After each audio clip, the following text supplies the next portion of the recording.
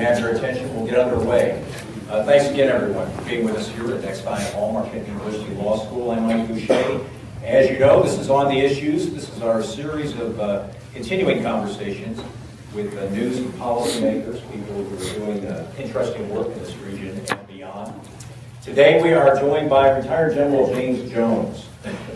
General Jones is the former Commandant of the U.S. Marine Corps, former Supreme Allied Commander for NATO, and from 2009 to 2010, he was the National Security Advisor to President Obama.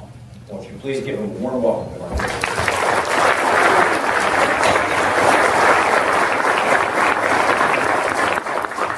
our General Jones has a firm called Jones International Group. They do consulting work on foreign policy issues, on national security issues, and energy security issues. Today, we're going to spend much of this conversation talking about the subject of energy security. We're going to spend quite a bit of time on the Keystone Pipeline XL project. But I want to begin with something that is related to that conversation, a conversation about energy security, General. And I want to talk about what's happening in Ukraine and what we've seen on the part of Russia and its president, Vladimir Putin. What do you make of his fairly aggressive stance towards Ukraine? Well, I think the Russian president's behavior is entirely predictable. I've had the opportunity to be around him and around his colleagues, and you generally get a sense of the man and how he thinks. And, you know, frankly, as a former KGB agent, he has always regretted the demise of the Soviet Union. He believes that that's the worst thing that's ever happened on the face of the planet. He's also very bitter about the fact that so many of the former Warsaw Pact countries joined NATO, which he took as an additional slap in the Russian face. And frankly, he's the kind of guy that maybe you've met this kind of man, but the kind of guy who needs an enemy to make himself look good.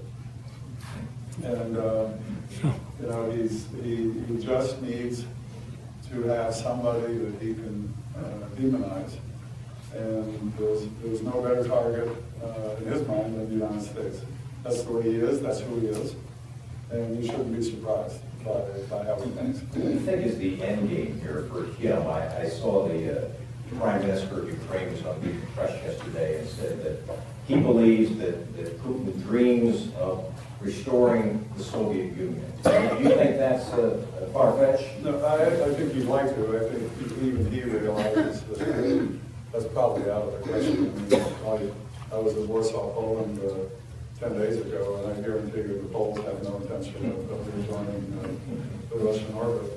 But there's no question that he thinks he can do some of that in Central Asia, in the Crimea.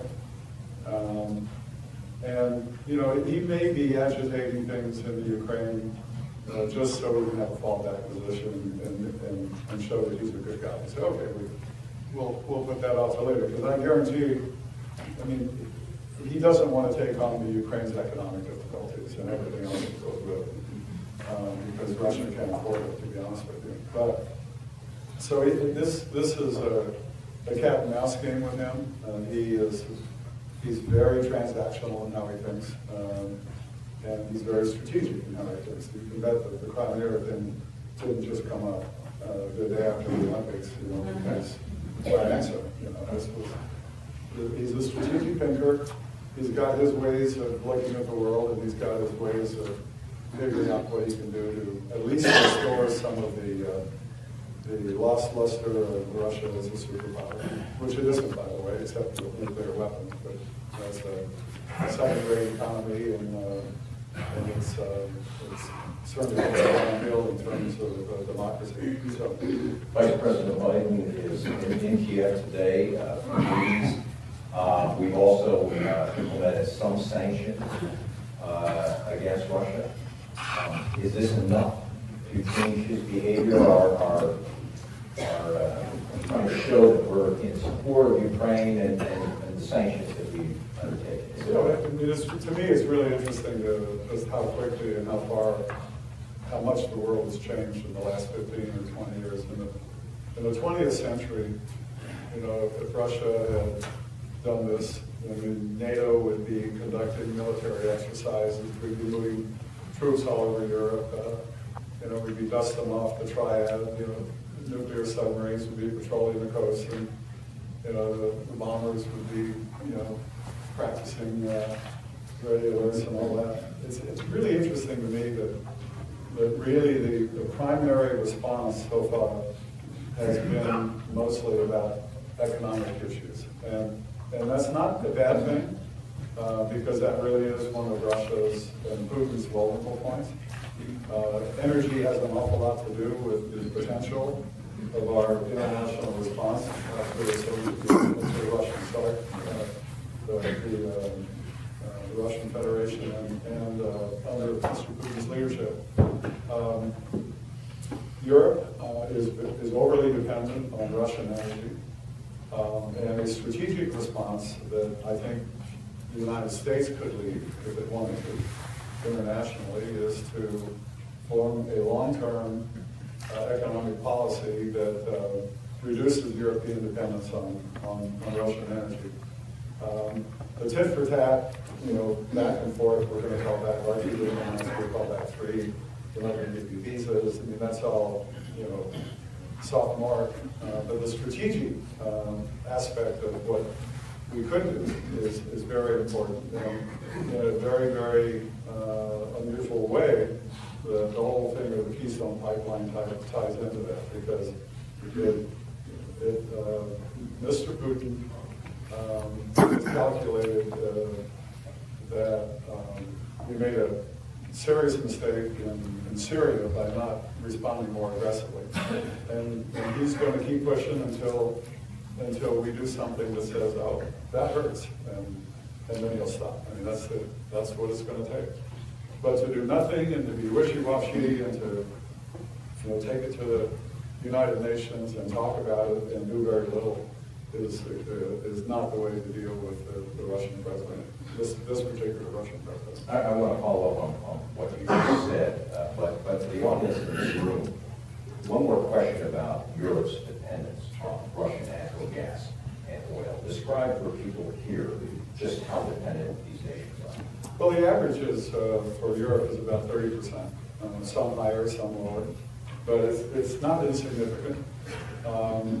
And a few times in the last decade, Mr. Putin has decided to show the Europeans just how dependent they are by shutting off some pipelines. And it got real cold in Europe, very quickly. So it is, in a way, Mr. Putin quite accidentally has given us an opportunity. And the opportunity is really centers around three areas: the United States, the European Union, and the North Atlantic Treaty Organization. So with regard to the European Union and NATO, these are two organizations that have never really figured out a way to peacefully coexist. At the political level, at the military level, there's no problem. The troops are all the same troops from the same countries. We have the same membership. But at the political level, NATO and the EU has never really figured out how to peacefully coexist. The United States has been signaling a pivot towards Asia, which the Europeans have interpreted as a pivot away from them. By the way, so have the Arabs, so have the Africans, so have the South Americans. So maybe that is not perhaps the best term to use.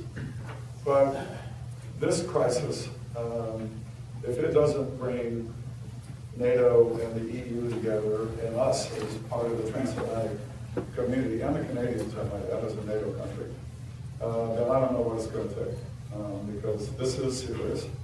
It's not life-threatening as we know it. It is an opportunity for Americans to see whether the Europeans are really serious about doing things that are in their own interest, or they want us to take them out or to back them up, which we should do.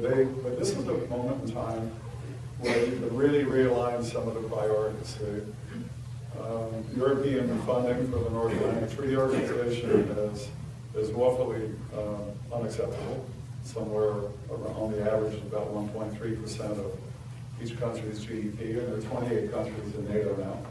So they can fix a lot of things on this crisis, using this crisis. And this is not something that Mr. Putin intentionally did. If he sees the revitalization of NATO, some backbone in the EU and the United States becoming more of an influence in the transatlantic link, those are things that he would think about twice before trying another Ukraine Crimea.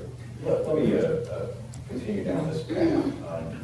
As you talk about the role that the U.S., for instance, could play in perhaps providing greater energy independence for Europe, that's something down the road, right? I mean, right now we cannot ship natural gas. We cannot export oil to these countries. That's something that we would have to change policy, something we'd have to look at a few years down the road. Yeah, because, I mean, we're just a few years away from people who were talking about peak oil. And so obviously, if you're importing, so much oil, why would you export it? It doesn't make sense. But those days, that was then and this is now. And with our potential natural wealth aligned with Canada's interests and Mexico's interests, you actually have the formation of a North American energy powerhouse that will significantly exert its influence on the world, and not only the developed countries, but the developing countries for the foreseeable future. This is an astoundingly good news story for Americans. It needs to be better understood, and I think our elected politicians ought to do a much better job of explaining exactly what it means, because it's potentially transformational. As I said, the range of threats that face us in the 21st century so far are largely economic in nature, competitive in nature. We have a lot to do with creating the world of the 20th century and how it ended with the successful Cold War conclusion. And now it's a new century, and things like cybersecurity, energy security, economic security, those kinds of things are the new family of threats that have to be dealt with. It's not to say that the armed forces won't play a significant role. It's just that, in my view, our engagement in the world is going to be more holistic, whole of government, whole of society, where security, economic development, governance, and rule of law become kind of a triad for American engagement. We're the only country in the world that can do this as well. The Chinese have no interest in doing it. They're purely exploiting places like Africa. We have it when we engage, we engage much more holistically. Security is extremely important. You can't have anything without it, so that's a big piece. But if you could marry it up with economic development and governance and rule of law, and with the assets that we have, particularly in the energy field, we can make a big difference in the 21st century. And by the year 2050, we could be as relevant on the global playing field as we were in 1950 from a military, economic power. And much of this is driven by energy. And yet, you said to me when we were upstairs before we came down here that America really doesn't have an energy policy. It really has never had an energy policy.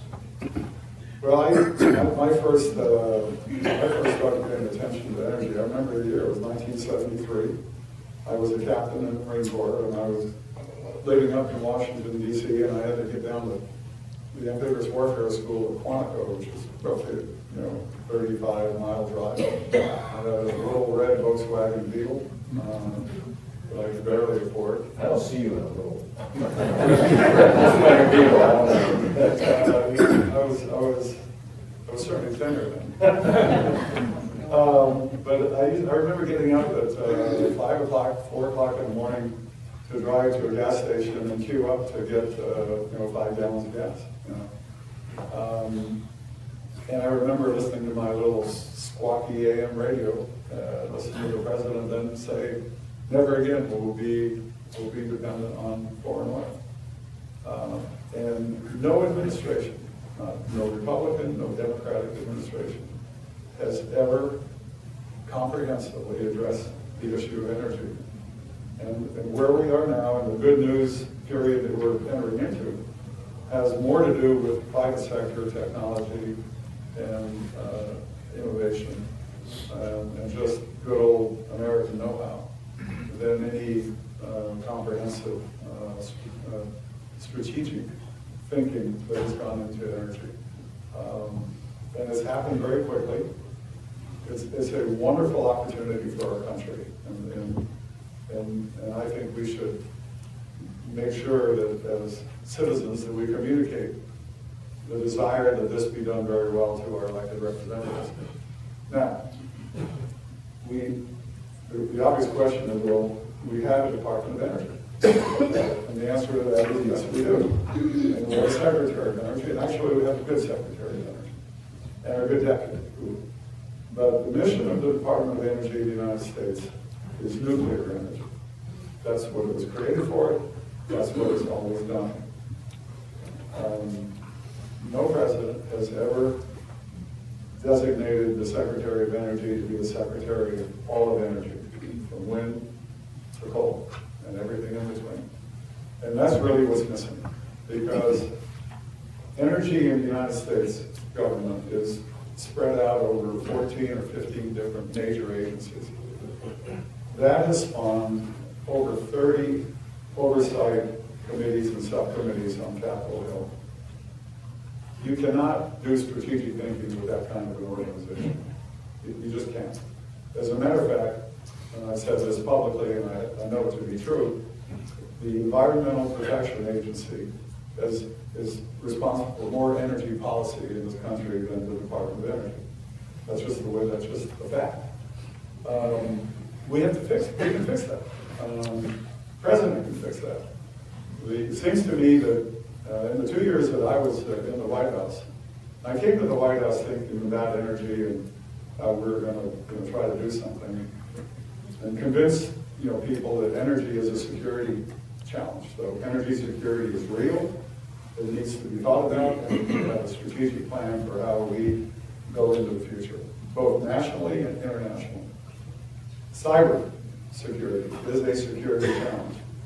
We got that done. We do have cybersecurity now as a serious plank holder in the National Security Council. We do not have energy as a serious stakeholder in the National Security Council. And the Secretary of Energy has not been given the bell pin that says, I am responsible for energy. We need that. And if you get that, then you can have some strategic thinking and you can develop a strategic plan. And it's I think eventually we will do it. I don't know what it takes to get it done, but I think we need to talk about it, and we need to really encourage our elected representatives to really lean on that issue until we get it done. Now, the good news is the private sector, the governments, generally speaking, the local authorities generally get it. They know it. They know that this is about jobs, this is about economy, this is about innovation, this is about national leadership, and some of them are doing quite well. But Washington, in my view, is not led from the front on this, and critically needs to. It's just that simple. Let's talk about energy policy, and I know that you believe, and it remains a controversial proposition, but you believe that the Keystone Pipeline XL, the 1,600-mile stretch of the pipeline from Alberta and Canada down to the Texas Gulf Coast, should be part of our energy policy. In fact, I think you said on Capitol Hill that if we wanted to make Vladimir Putin's day, we would reject Keystone. What did you mean by that? How did you come to the determination in your own mind this was an essential objective? Well, when you look at the Russian economy and you look at what power Russia has besides nuclear weapons, energy is an instrument of power in his mind. And he's exercising that over the Europeans, and will continue to do that.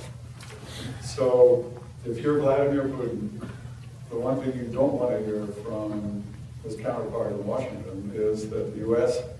is going to do anything that's going to upset the current balance of power with regard to energy in Europe. That would not be a good news story for him. On the other hand, we have the opportunity of possessing within our borders, and largely Canadian and some Mexican borders, unbelievable energy potential. And we have to decide what we're going to do with it. And I think that the Keystone Pipeline has really become the symbol, for a very short pipeline, given all the pipelines that exist, in the country, and pipelines that already exist between us and Canada. It has become a symbol of whether energy is going to play a key role. Are we going to reject a NATO ally to our north, who really cares about the environment, by the way, and wants their product to be subjected to stringent regulations?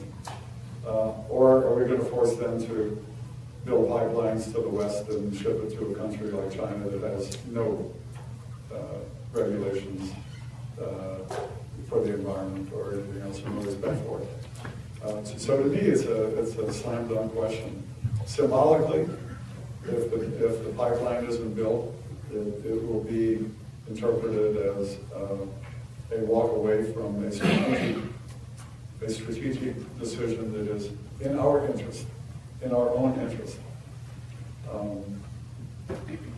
In my lifetime, about every 10 years, somebody has predicted the decline of the United States. I was a child and young, I was a teenager in France when the Russians launched Sputnik. Some of you, I can tell, are old enough to remember Sputnik. But Sputnik was the first satellite to be launched, and it made this very irritating beeping sound every time it went around the planet, just to show the U.S. that we're up there and you're not. It had a cathartic effect on the United States, and it prompted John F. Kennedy to say to launch the Man on the Moon project, and it materially changed. It changed us. I mean, we rose to the challenge. We did what we had to do. We beat the Russians to the moon, and the rest is kind of history. But these challenges keep coming up. You can't rest on your laurels if you're number one. I remember Sports Illustrated cover with Will Chamberlain, really a basketball aficionado. But in the 60s, Will Chamberlain was at the height of his powers. And the cover said, "Nobody likes Goliath." He was so dominant. Doesn't mean he won every championship, but he was so dominant as an individual. The United States is a little bit like that. We're Goliath, and we're the ones that everybody compares themselves to. But with regard to decline, and those of you who are historians here understand better than I that every civilization of any consequence, every one of them comes to an end at some point. And usually the end comes for one of two ways. Historically, they're either conquered or they collapse from within. And they collapse from within because they weren't able to change with the times. Same thing with big companies that collapse from within because they couldn't change to meet the competitive threats. Kodak, for example, and others that we all know about. Countries are just like that. There is nothing in Scripture that says the United States is destined to be the number one country in the world forever. It will only happen if we change with the times. It will only happen if we understand that there's some things we must do, however difficult, to maintain that elite status. And my definition of decline for a nation or an empire or whatever you want to call it, or a company, is decline starts when You can no longer bring yourself to do those things that you know need to be done.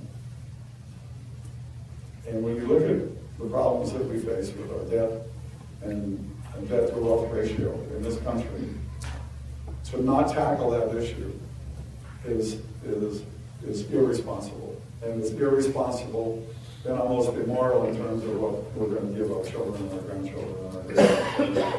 And it just has to be done. We know it. It has to be done. Energy has to be done. It has to be done for us, I mean, for our future. And we have to do it right. So I apologize for the long answer. That's kind of my thinking. We like having it out. Well, there's a technique in Washington. If you give long answers, you get fewer questions. I learned that on Capitol Hill. The best questions are always the ones for the record. General, would you answer that for the record? I'd be happy to. You call Keystone a slam dunk, and I want to have you address some of the arguments you hear made against this project. And they tend to be environmental arguments. They tend to be one of two. They'll talk about the sands in Alberta. This is a very dirty oil. This is going to contribute to greater global warming. Or they're referring to the pipeline itself. We could have an environmental catastrophe or something where malfunction of the pipeline itself. There are people who just simply think that doing more oil is the wrong direction to go. That you should look at alternative sources of energy. So I want to have you address that. Those concerns about A, the environment, and B, about the direction of our energy policy. Well, I think that you have to have respect for the environment. There's no question about that. I'm not a student of global climate change, but I know that we had dramatic shifts in climate on this planet long before man was able to ever be accused of doing anything to help it or harm it. So I think, obviously history suggests that there are cyclic changes to our environment. Now, having said that, I don't think that it's fair to say that man alone is causing whatever climate changes are ongoing. We just had one of the coldest winters on record in Washington, D.C., and nobody's talking about global warming there, I can tell you. But I think we should just be fair about it. We shouldn't, with this good news development in shale oil and gas, we shouldn't just throw all of our eggs in one basket and just commit to do that. So we don't need anything else. We have it all, and by the way, we need it all. And we need to continue to be leaders. We need to continue to develop the technologies. One of these days we'll have clean coal technology. We just need to, we can't hurry technology, but we need to invest in it. We need to do the R&D that goes with it, and sooner or later we'll have those breakthroughs. But on the other hand, just because you want to be ecumenical about this doesn't necessarily mean that you want to do things that are against your own interest. And the transmission of oil from Canada to be refined in our refineries with one of the Canadian trains that had this horrific accident would have probably saved 41 lives. I mean, there's an insert that you can put into pipelines that will preclude pipelines from exploding if they're kinetically shocked. So there's no doubt in my mind that with the range of transmission lines and modalities that we have, that we can do this very safely. And as I said, the consequence for not doing it is going to be to fracture good relations with our neighbors to the north, which they've already been very patient, and probably result in all of that oil going to another country that is far less regulated than we are. And if you want to talk about climate damage, that's where that would happen, more so than here. So, I've listened to all the arguments. I've heard in front of the Senate Foreign Relations Committee just a few weeks ago with a good friend of mine from the Chamber of Commerce and two people who were very much opposed to Keystone. But I don't see the argument, to be honest with you. I think it's our national interest. It's in our international interest, and especially with people like Mr. Putin playing the energy card the way he is, that we can respond in kind and actually use the British term, we can trump them. In terms of jobs, I've seen wildly differing estimates on how many jobs Keystone will create. President Obama said about a year ago, he was, I don't want to say he was dismissive of it, but he said something to the effect that you're talking about 2,000 jobs, and after it's built, maybe 35 to 50 people to run it. And yet you hear others who will say 42,000 jobs, not 2,000, but 42,000 jobs. I think it's hard sometimes for the American public to sort through all this. What does it mean in terms of the economics of it, job creation? Well, I mean, there's no question that you're building something that's going to create jobs, and that you're going to have maintenance of it, you're going to have people man it, you're going to have to make sure that, it's inspected and so on and so forth. So, I mean, I haven't, I know the U.S. Chamber of Commerce has calculated somewhere around 20, 30, 40,000 jobs, but Some of those spin-off jobs, I assume. Yeah. So I think, there's no question about the economic impact, for the relationship. And there's no question that I think that it will create jobs. I don't know how many. So the State Department's been studying this for about 5 years, and it appeared that there might be a decision this summer or early this fall on Keystone, and now it appears, based on what happened last week, that will probably not be the case. That will happen after the midterm elections. What's your reaction to the latest? I'm extremely disappointed. Actually, the State Department has conducted 5 different environmental impact statements, and each one of them has shown that it would have little to no appreciable impact on the environment, negative impact on the environment. I don't know what else we need, to be honest with you. But, this is one of those things where if you want our decision makers to make decisions that are in the best interest of the country, for national security reasons, for international security reasons, especially now, especially with Mr. Putin acting the way he is. I mean, it's not just economic, it's geopolitical, geostrategic. And it doesn't have to just be linked to Keystone, by the way. I mean, there's other ways in which the United States could lead an effort, for example, to build pipelines from southern Iraq all the way through Kurdistan into Turkey into the Mediterranean that would bypass Russia as well. I mean, we could champion that cause and give the Iraqis and the Kurds and the Turks something all three really want. They just can't figure out how to do it because of their history. We could help them do that. We could help champion north-south pipelines in Europe, and that would be another way.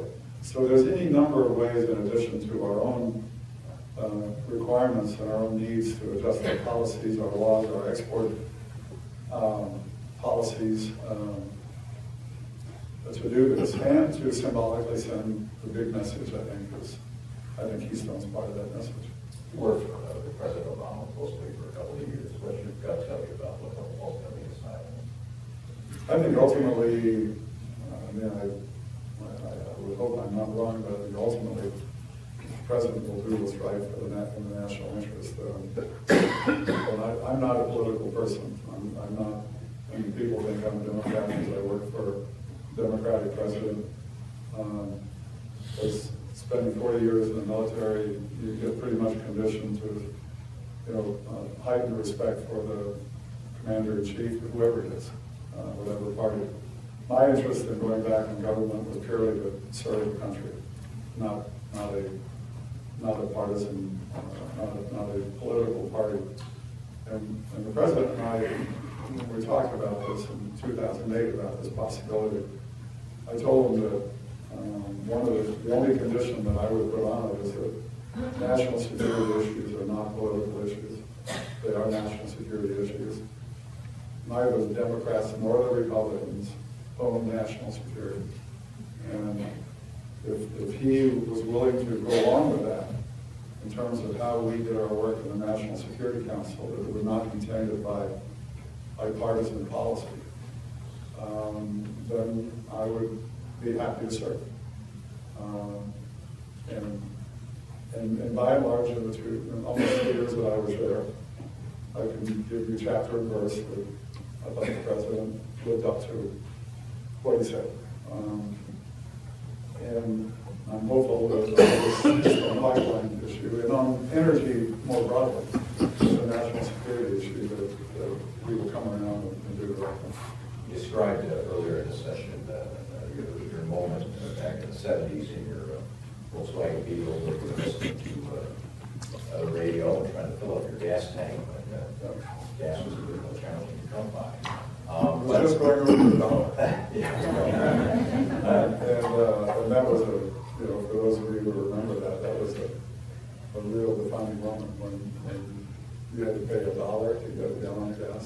Unbelievable. So another defining moment for you was when you were the Supreme Ally at NATO, and we had 9/11, and it was the threats of what could come down the road by Al-Qaeda.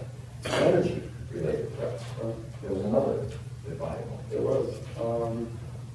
So like any other military guy, I was over in NATO, and Osama bin Laden was at the peak of his power, and he was exhorting his followers to attack the soft underbelly of capitalism, and that's the energy and the infrastructure, ports, transmission lines, you name it. And so we undertook a quick study in Europe. We had, I think, 19 countries at the time. In 2004, we went to 26 countries, but we did a quick study to look at our vulnerabilities along the lines of transporting energy through the choke points, the Suez Canal, Straits of Gibraltar, and so on. And also the infrastructure, the grids, the terminals, and everything. We found out that we were very vulnerable. Now, for one reason or the other, that those attacks never really transpired. But it still should cause us to look at the vulnerability that we have, both domestically and internationally, but domestically for sure, with our aging infrastructure and the vulnerability of the grid, and the real probability that major cyber attacks in the future are possible and happening already here and there. And what do we do about those kinds of threats? So energy, cybersecurity, all of those things can bring economies to a crashing stop, or at least inflict tremendous damage on our way of life. Those are things that we need to hear more about, and we need to do more about. I have one more question, then we'll take questions from the audience here. My final question deals with NATO. So you talked about the opportunities actually for NATO and the European Union and some of the progress that could be made. Do you still find NATO, and I know you do because I read a recent op-ed piece you did with the do you still feel that it's more important than ever? Do you think that's the generally held opinion of NATO today? No, probably not. I happen to feel that way because I think if we didn't have an organization like NATO, we would be busy trying to invent one. So NATO, a little bit of history, NATO was conceived as a defensive reactive alliance. And by that, it meant that NATO doctrine was never to deliver the first blow against the Soviet Union, but to absorb the first blow and retaliate with what we call mutually assured destruction, but overwhelmingly. But it was so unacceptable and so unthinkable that nobody in his right mind would ever think about doing that. And essentially, although risky, it proved out to be correct. The problem that NATO has in the 21st century is that there is probably not going to be another world war in the 20th century. I happen to think there is a world war going on, but the threats are more asymmetric and harder to kind of grasp because you don't have a clear enemy behind a clear border like we used to have. I mean, I remember my parents used to talk about the Iron Curtain when I was a kid, and in my mind, I was visualizing that somewhere on this planet there was this gigantic Iron Curtain, and all the bad people in the world lived on that side, and all the good people lived on this side. I mean, that's when you're 5, 6, 7, 8 years old. That's living in post-war Europe, as I was. That was it. And that was the big, bad Russian machine. But NATO now has to be transformed a little bit, and they're trying. But it's really hard when you have to get 28 countries to agree on any one thing to do anything. So NATO is generally slow. They've shown some indications in Libya that they might be coming out of that. For instance, in Libya, they agreed to a NATO mission without unanimous agreement. The Germans sat it out, and other countries took it on. So that was positive. But I think that NATO has to be more proactive than reactive. And by proactive, I don't mean you go to war in every country. I mean you've got 28 of the most developed countries on the planet whose armed forces are sitting around waiting for the next war to happen, essentially. And then they want to talk about it for 6 months or a year, and then finally do something about it. Whereas I think if you buy into this idea of this three-pronged engagement strategy of security, economic development, and governance and rule of law, that you could if there was a will to do this, I mean, you could proactively say, prevent a country like Nigeria from becoming the next Iraq or Afghanistan in the next 10 years, which is completely possible. And the largest economy in Africa could actually crumble under the pressures of radical fundamentalism. I mean, all the elements are there. So the question is, in this 21st century, is if that's not good, and you don't want that to happen, what can you do now to prevent it? And I think proactive engagement is much cheaper in terms of resources and lives expended than reactive policies that get us into decades of presence in a couple of countries that are barely grateful for the sacrifice. Here's my final question. How much damage was done by the Edward Snowden NSA revelations with some of our European allies, some of the members of NATO, who found out that they were being spied on? A huge amount of damage. Huge amount. Yeah. Very, very, our allies take that very personally.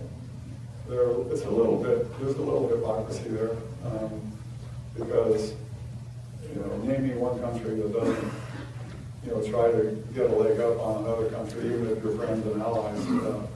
That's just, it's just what you do.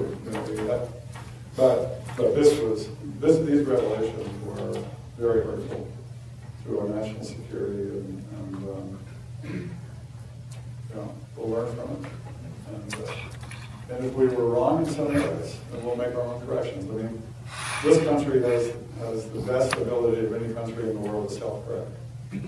When we're wrong, we generally beat ourselves up unmercifully for twice as long as we should, but we eventually will fix it, and that's a good thing. Let's take a few questions from the audience. Just raise your hand, as we often do. I'll remind people who are in the seating bowl to press down on a little rim, not the ball, but on the rim, and we can all hear your questions. So I'll begin right here. Yes, sir. In general, with Can the you press down on that, please? That press down, the rim. Yeah, if you could just hold that down, that'd be great. That's fine. thank you. General, with the asymmetric warfare that you alluded to, and all the other conflicts, how does this all play together with the drawdown of American troops? I'm very concerned about that. I'm very interested in your thoughts. Well, after every conflict, there is a drawdown. And there's a drawdown in two ways. One is manpower, and the other is resources. And that's what's going on now. And I think that we have to be extremely careful that we don't go too far. We still have, still have global responsibilities. I consider the fact that we are still invited to have geographical commands in different parts of the world as a huge national asset. What other country in the world has unified commands in Pacific and South America, in the Arab countries in Europe and the like? And those are national assets, and there's sometimes a tendency to want to pull those back before you close one of our bases here in the U.S., and that would be a catastrophic mistake in my mind. But there's no question that when you're not fighting two wars simultaneously, that some sort of realignment has to take place. But we should be very careful about the pendulum swinging too far. And I'm afraid that with the sequestration, which is really, in my view, a demonstration of a political unwillingness to do the right thing, then you could go too far, and I think I'd be very careful about that. Take other questions. Let me go here. Go ahead, yes, sir. First of all, give a thank you for the service you and your family gave to our country. I'm sorry, I can't hear you. Thank you and your family for the Oh, service thank you. you gave. Thank you very much. Thank you. I want to make a question and observation. I think some of the European leaders are envious, resentful, jealous, and somewhat suspicious that the United States is tying their economic and military future as a word to the of the United States. And I want to see what your comment was on that. Sorry, could you? I just couldn't hear. It was about the actions of others and how they feel about America. Yeah, some of the European leaders they've always been like playing the U.S. against the Russians and the Russians against the U.S.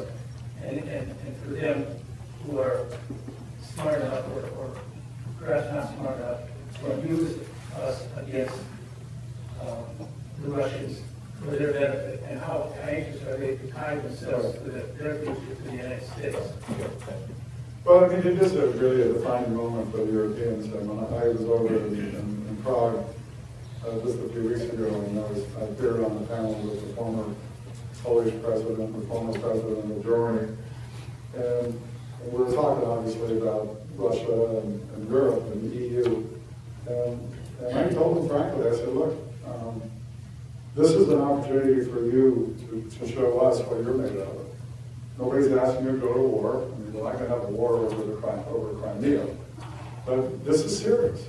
And why would you expect the United States to be more concerned about what's going on in Europe than the Europeans are? So, and that's a legitimate question in this 21st century. And my feeling is that if the Europeans manage to rally around this issue and make decisions that are in their own interest, then they'll find us right with them. But I think it's probably unfair for us now, especially now that the Europeans are, the post-war recovery is done, they're advanced societies and they govern themselves. They know what to do. They have technology. It's unfair for us to continue to bankroll what they won't pay for. And I said, you don't have to worry about us bilaterally with Russia. I mean, we're going to respond bilaterally. Your concern should be, are we going to respond multilaterally, which is the better way? Is the transatlantic link as important to us as it is to you? And your actions are going to drive that. And that's fair. And And I think that's really kind of what most people feel like in this country. I mean, that's legitimate. So I'm hopeful that, that the unintended consequences that Mr. Putin would not like to see happen actually happen. And the Europeans should decide that they are collectively united around the European Union. They should decide to live up to their commitments of the Prague Summit of 2002, the NATO Prague Summit, where they pledged 2% of each individual national GDPs for security, national defense, and they should fix that. And if they do, I think that the partnership with the U.S. will be a good one. But if they don't, then we'll draw some lessons from that as well. Other questions? We'll go down here. Well, a few years ago, I read a book, United States of Europe, and in that book it suggested that with the NATO organization, the United States covers a large proportion of the European military budget, and that is one of the things that allows them to provide through the government the healthcare programs that they do. Do you agree with that assessment? Well, I mean, Europeans, they're all a little bit different, but they basically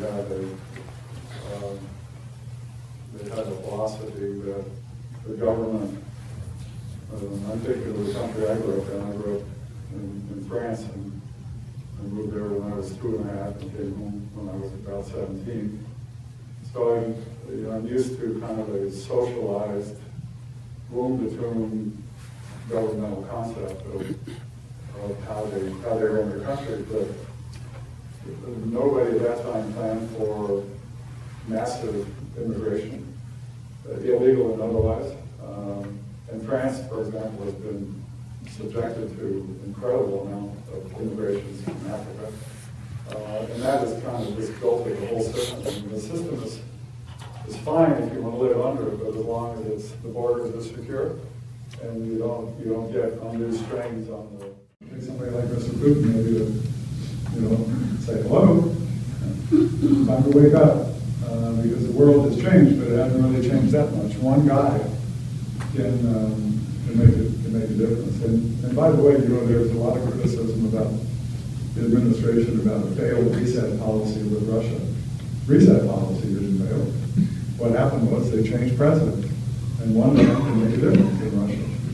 But under the first 2 years of the Obama administration, we cooperated with President Medvedev and his staff and passed the START treaty, which was a good treaty for both sides. It was a good treaty for people who care about proliferation. We exchanged intelligence on Iran. We had a common policy on Iran. So those first 2 years were pretty good. And we thought, and I thought, that we kind of crossed that bridge with the Russians until Mr. Putin came back in power. We realized that this is a whole different animal, a whole different human, with a very serious preconceived notions about how he wants to run his country. Steve, I'm going to ask you to go back here. There's a gentleman who's got his hand up. If you can wait for the microphone so we can hear your question. Thanks. You talked about the pipeline, and I read an article that you wrote earlier, and you talked about the natural gas, getting LNG exports, which I believe the administration has already expanded since last year.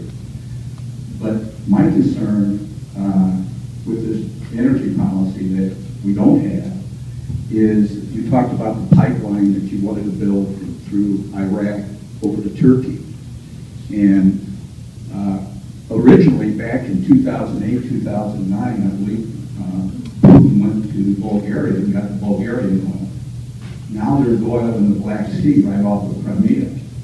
And when you look at what the Russians are doing, what the Chinese are doing, half of the oil in Iraq is now going to China. China is also building a pipeline in Iraq.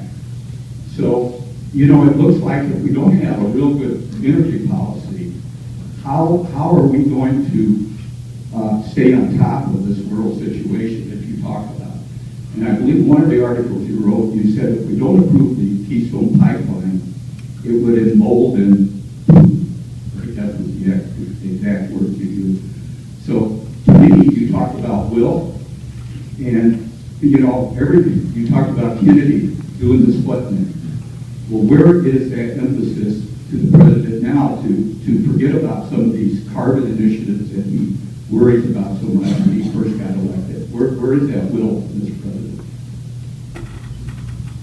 Well, that's a good question. The only thing worse than no policy is bad policy. And I'm worried about that.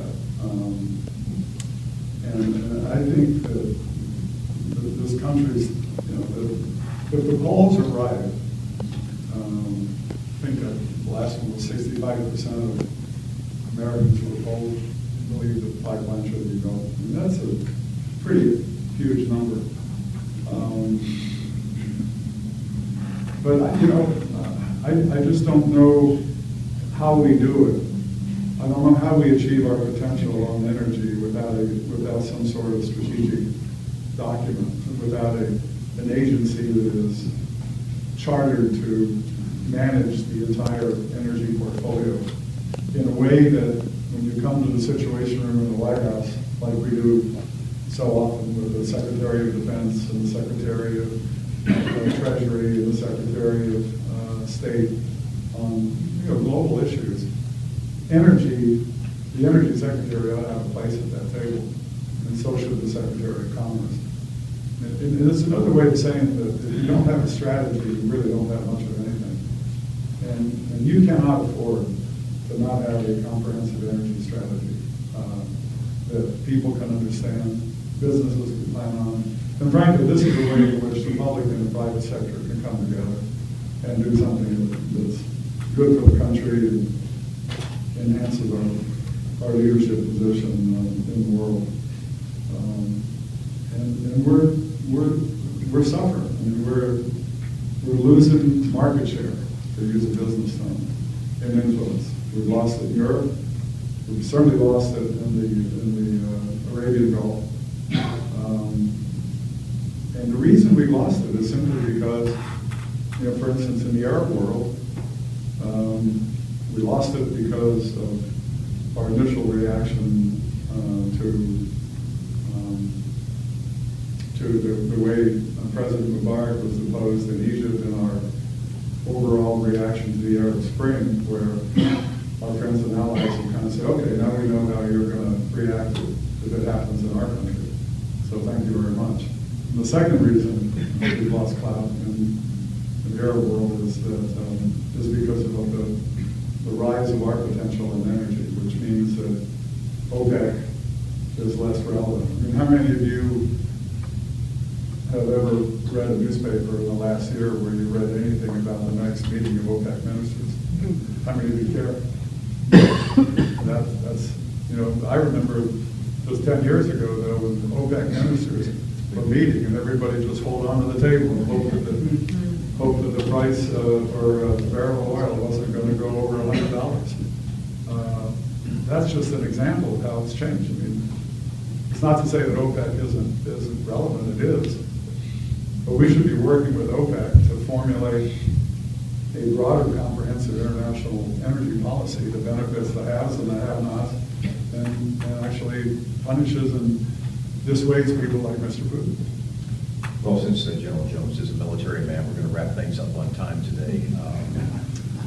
Before we go, I just wanted to mention. Take one more. Yeah, if you'd like to. This gentleman. Sure. Yeah, I've heard the word strategy used a lot, and let's presume that the pipeline will be built. We have to send a message to people that, okay, we're going to build the pipeline. There's a part of me that says that message is people in the way.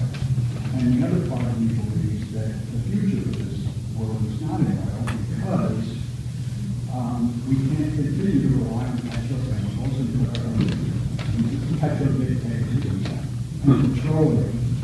We need. Okay, I mean, you've shown your message now. Can we just kind of move on. I'd like to put one down here. You can move on. Thank you. It's another message. There should be fair and balanced reporting. And I would hope that you would cover the other environmental side that goes back before Putin in this Cold War ruse that's been happening now. Goes back 6-7 years in terms of the future of our children and our ability to breathe on Earth. As we talk about the XL pipeline, we talk about tar sands that is so crude, that soaks up water in our environment and energy to the detriment of this Earth and our mother. So this is going in the wrong direction and should hold a forum based upon the other side of this story. Absolutely. Thank you. Yeah, well, thank you.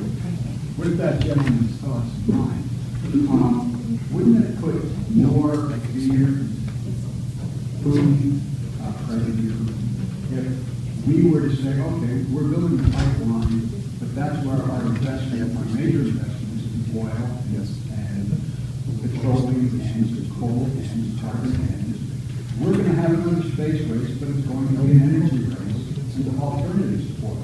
And put the fear into Putin that the educational capabilities, the research capabilities of Canada, the United States, was focused on the future of energy, because quite frankly, I have to disagree with you on the point you made about whether or not man contributes to global warming. I think NASA is pretty clear on that. We do. So why not look to the future and put all our energy and our resources into the future, which would be an alternative to carbon fuels? You know, I completely agree with you on that, and that's what's called a strategic energy policy. And if we have that, I think that would be great. But not around oil. Sorry? But not around oil. It's a small component. No, not really. No. No, we have it all, and we need it all, and we need to properly invest and not become, I think the worst thing that could happen is we just get seduced by the fact that we've got a lot of oil and gas and we'll just kind of ride it out until we run out. That's not strategic. That's very tactical and very shallow in my view. So no, I completely agree with you. And on the environmental question, my only point, you may disagree with it, was that I don't think man is uniquely responsible for what goes on in climate. I mean, I think the history of the world shows that there are ice ages, there are periods of warming, there's a lot more science that goes into that than just what happens just man-made. That's all. We shouldn't make it worse, I agree with you. We are going to wrap things up there. I did want to mention before we go 3 other events that will close out the spring here at the law school. Tomorrow we will be joined by a music mogul turned social entrepreneur, Kenny Gamble, who will be here in the law school. On Wednesday, U.S. Senator Tammy Baldwin will be here at the law school.